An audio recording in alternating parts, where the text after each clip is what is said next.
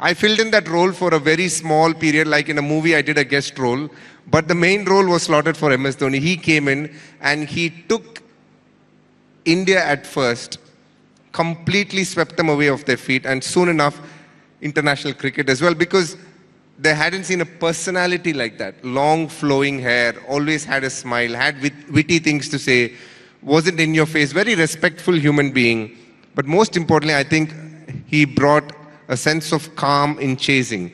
I think Michael Bevan had done it for a period of time, but MS Dhoni did it in a very different way, something that was very eye-catchy. Used to hit those sixes at the end of the game. And I remember at that point when he just walked into international cricket, after about the first 1 or 2 years, bowlers used to speak about how much pressure was there bowling to Dhoni compared to other players. So he had done something which nobody else had. And so when somebody like that comes along and is ahead of you in the queue, you need to immediately look inward and say, what do I need to do to bring out the best version of myself? So I became a bit like a chameleon.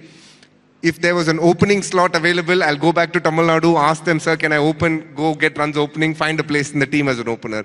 If there's a middle order slot available, I'll say, can I just bat middle order? And Tamil Nadu was very accommodating because we had a good set of players and they were accommodative enough to say, okay, you bat middle order. I used to find ways to get into the Indian team, but my challenge was to hold on to that place. I put so much pressure on myself to just hold on to that place that at times I didn't do justice to what was needed, let's put it that way. But the one thing that I learned through that journey is, you need to adapt to what is being thrown at you, but most importantly, you need to be determined and resilient. And I think that is what that journey taught me the most, because I constantly kept doing